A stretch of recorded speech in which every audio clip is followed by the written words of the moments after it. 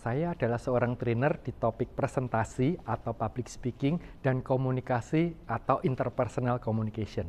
Karena sudah lama berkecimpung di dua topik ini, sering saya beranggapan bahwa, wah mestinya orang lain itu juga udah paham apa perbedaan dari dua topik ini. Tapi kenyataannya tidak demikian. Bahkan ya, orang yang berkecimpung di bidang HRD atau human capital kadang juga masih bingung perbedaan dari dua topik ini. Contohnya aja ya, ini yang saya alamin sendiri. Pernah saya dikontak oleh salah seorang calon klien. Kebetulan mereka bergerak di bidang barbershop alias tukang cukur rambut. Satu hari mereka kontak saya, Pak David, kita ini mau ngadakan pelatihan. Kita mau ngadakan pelatihan public speaking. Kita ingin memperlengkapi seluruh jajaran barber dan tailor kami bagaimana cara melakukan public speaking yang benar. Waktu itu saya dengar ya agak heran sih ya. Oke.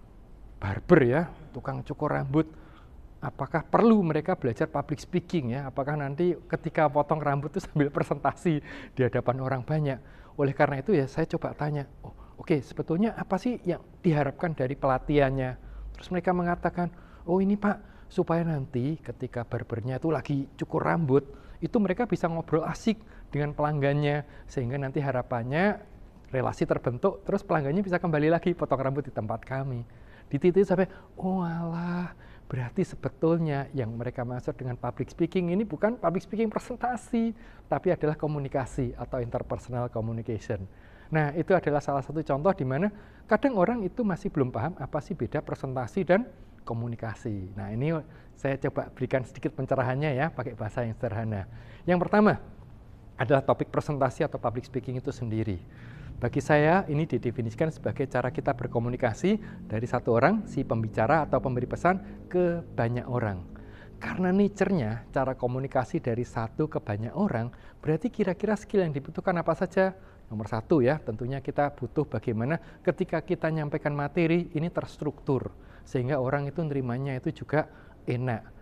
Dan karena mayoritas ya, kita yang akan lebih banyak berbicara, berarti kita juga perlu nih belajar cara-cara gimana kita bisa mendapatkan dan mempertahankan perhatian audiens, sehingga mereka bisa senantiasa menyimak pesan kita. Nah, itu adalah yang pertama tadi, yaitu presentasi atau public speaking. Sedangkan yang kedua, interpersonal communication, ini adalah bentuk komunikasi di mana secara umum ya, di hadapan Anda itu lawan bicaranya satu.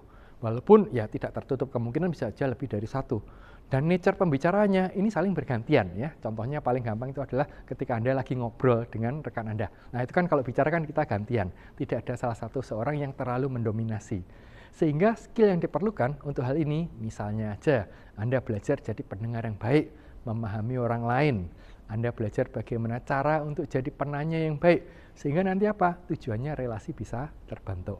Nah, jadi tadi teman-teman ya, sekilas gambaran apa sih perbedaan dari dua topik pelatihan yang saya miliki. Kita udah belajar perbedaan apa itu public speaking dan communication skill. Harapan saya semoga bermanfaat untuk Anda. Terima kasih.